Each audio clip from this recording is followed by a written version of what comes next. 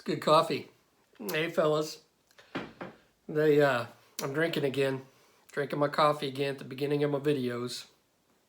I had a guy comment on one of my videos about it, and he was wondering why people get so upset that I drink at the beginning of my videos, and I haven't done it for a little bit, just because I don't know, whatever. It was getting kind of old, but it reminded me, not too long ago, some viewer actually sent me an email, actually emailed me to complain about me taking a drink at the beginning of my videos. And he also told me that 100% of his friends also don't like it. I'm thinking, what the hell kind of, what is that? Oh my God. Drinking at the beginning of my videos really pisses some people off. So, I said a cuss word. Sorry, fellas. Anyway, this is part 3, and I am getting decals on. I'm not a very good decaler, so there's really no need for me to show you how to put decals on. I'm sure 99% of you are better at decaling than I am. A lot of this was painted, and this video is going to focus in on how I paint my black planes, and basically just my base coats for my black planes. So that's basically what this is.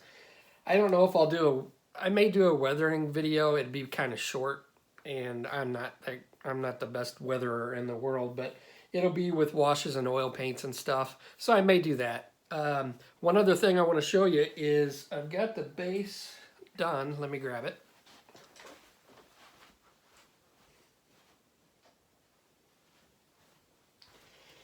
I got the base done, and I'm using the Skunkworks skunk. So that's all ready to go, and I'm happy with that. I think it's going to look really cool. And I also use the Skunkworks logo on the tail. And these are actually the Testors decals, and they're not that bad. They're kind of brittle. You have to soak them, and I use a lot of micro sol and set. But they're not the worst decals I've ever used. But anyway, this is a basic painting video on how I'm starting off painting this monster, and enjoy the video. Okay, I've got it to the point where I'm about ready to get it in primer. I need to get the vertical stabilizers on, and from what I understand, they were some kind of plastic on the real thing. So I'm not going to do any riveting on those. I do have those right here. And as you can see, all these little gray spots, that is Mr. Surfacer 1000. And what I'm doing before I prime it is I'm looking for all the little errors that I made when I scribed. I kind of went over in places and went off and made some scratches. So I'm just filling that with the Surfacer, and then I'll come back and I'll lightly sand it and smooth that out and try to cover up those errors. And you can see on the actual plane, I have some spots as well. There's a lot of them. And when I prime it, I'm going to first prime it in gray, and that's going to show me if I missed any of these. So I'll go back and I'll sand these, then I'll prime it. I'll check it again to see if there are any more errors. If there are, I'll take some Mr. Surfacer and fix those, and then respray it in gray in the places that I've sanded. Then I'll probably come back with black. I'm not quite sure how I'm going to paint this yet. I did pull out my paint mule, and here's my paint mule. So I've got a lot of coats of paint on this, but I went ahead and used spray paint on this just to get the black down, and I'm going to do some experimentation on how I'm going to paint this so I don't have to experiment on the actual plane. I've got my base started, and what I did with the acrylic rod is I just drilled a hole through the bottom. There's really nothing in here to catch it, so it can kind of move around, but I ground off the acrylic rod at an angle so it kind of sits on the inside of the top of the plane at an angle, and it fits just right in here. I don't think I'm going to have to do anything else with that. I think I've got it in the position where I want it on the base. And on the wood base, I've went ahead and I've stained the edges and put a gloss coat on there. Then I'll mask this off and I'll put some kind of artwork on the top. The canopies, there was a few little gaps and stuff. I went in with some, well, I glued it down with the Tamiya Extra Thin. And then I took my Testors clear window glue and I ran it along the gaps, and that filled in those little bitty gaps. And then I took some Mr. Surfacer, went around and kind of filled in any remaining gaps with that. And then I took my Q-tips with isopropyl alcohol and rubbed away the excess. So I think I've got the canopies nice and sealed up, and it's about as good as it's going to get.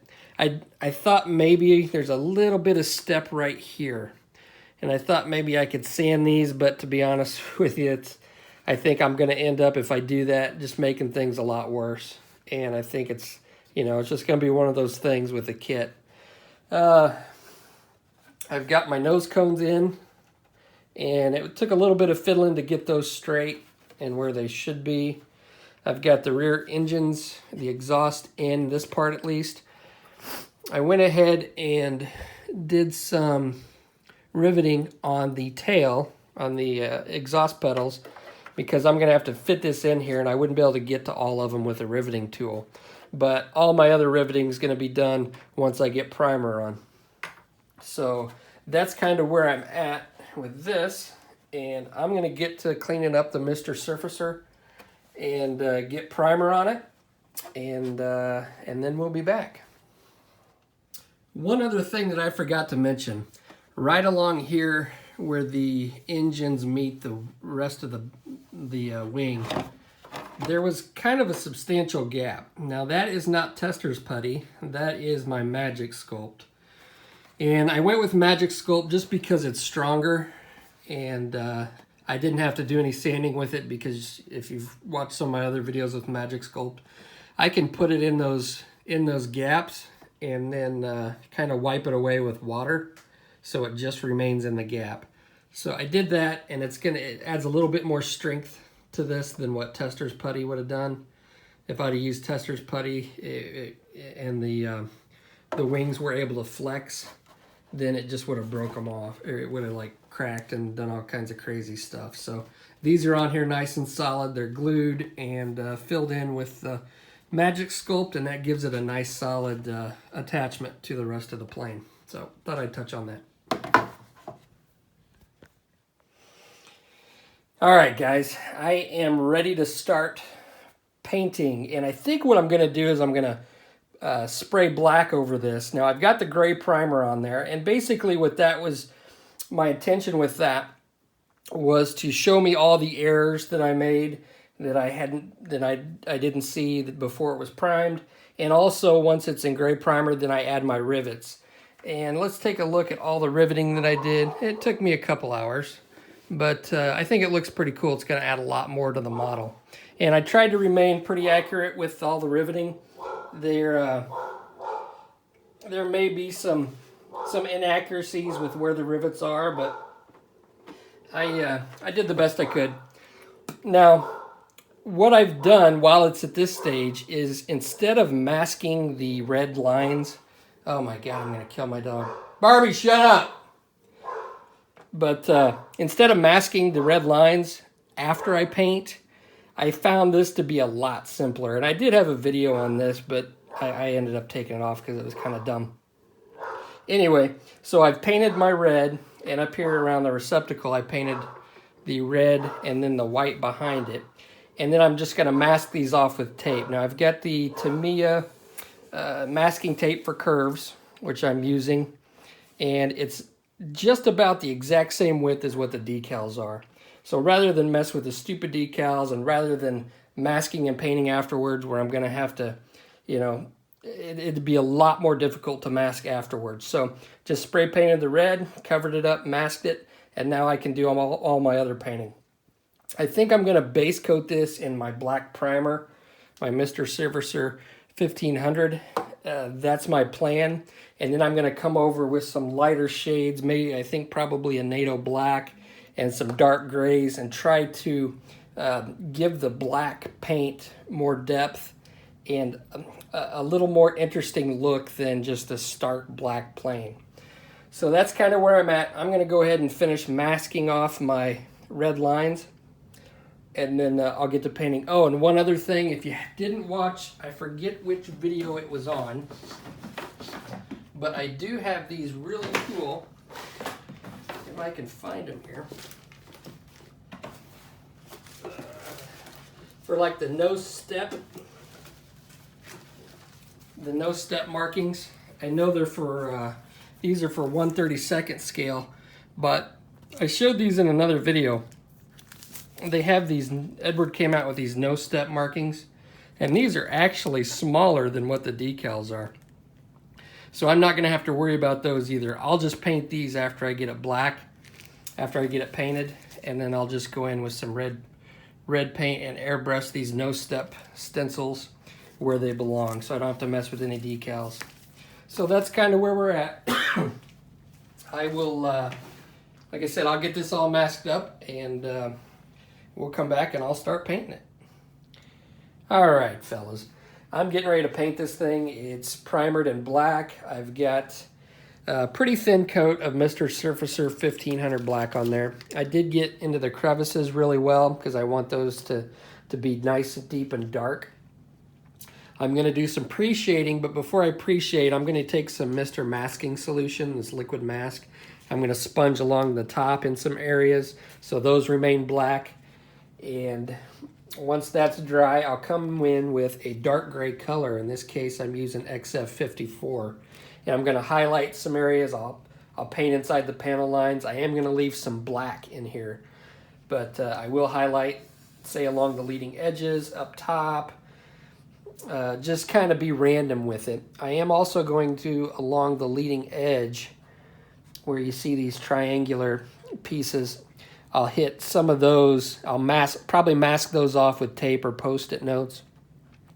And I will pre-shade just certain number of those triangular pieces just to kind of to break it up. And then I'll come back in with my NATO black, which is going to be my base color, and I'll blend in that light gray with the black. I don't want to totally cover it up, so I'm going to really dilute this, but I'll blend it all in. Once that's done, I'll rip off the masking solution, and then I may play with that a little bit more, kind of lighten that up. Then I can come in with straight black, and I can do some more shading. One thing that I've noticed on some of the pictures that I've seen is some of these panels weather and then immediately are change colors from one panel to another, especially along the side here. It's almost like this section here is like a light gray, and then it goes black and then light gray. But there's a definite demarcation line. So one way to do that is just take my Post-it note, put it along there, and then spray a real diluted black right along this edge, and it gives me that effect.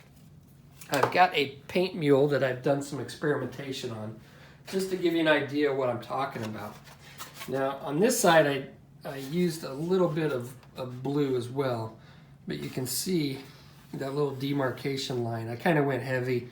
I was just kind of playing with it, but that's what I'm looking for. The mottled look on the back. I know the light's kind of reflecting off of it. That's a little heavy as well. I was just seeing what it looked like, but that's what I'm going to be shooting for. So I'm going to get on with painting this, and with after each step, I'll take some pictures and show them so you can get an idea of the steps that I'm going through. After I'm done with the base painting, then I'll come back and mask off the lettering. I'll make some masks for the U.S. Air Force that goes along the side, maybe the numbers on the back. I'll rip up my tape that's covering the red portions. Then I'll use my no step stencils, paint the no steps stencils along the back here. And then I should be ready for a clear coat and decals. And then I'll probably come in after that with some panel line washes, some different colors, and then play with some oil paints. So that's where I'm at. I'll get started. I'll flash up some pictures, and hopefully this goes smoothly. I don't know. We'll see.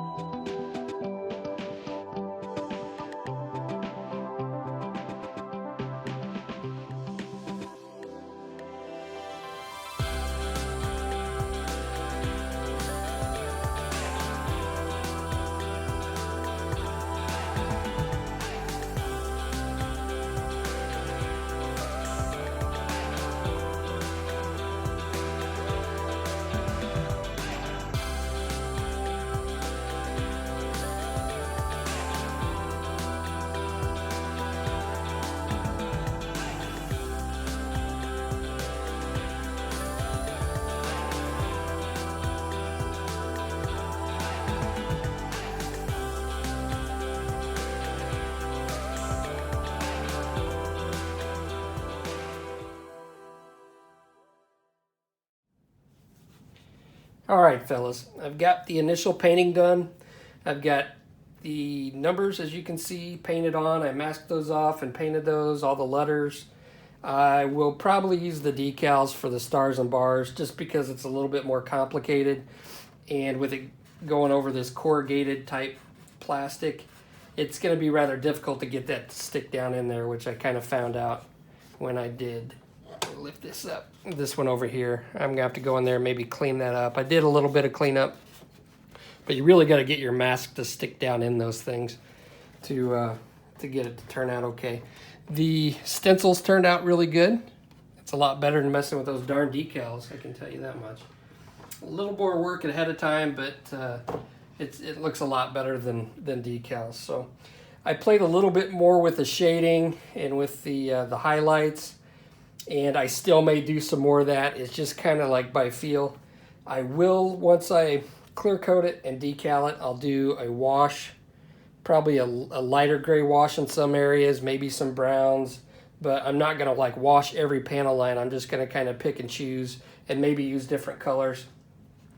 And then once that's done, I'll flat coat it and then start doing some oil work. And I noticed I stick my hands in there a lot, and it's kind of dumb. I noticed it while I was reviewing the other video. So you get to be entertained by my hands.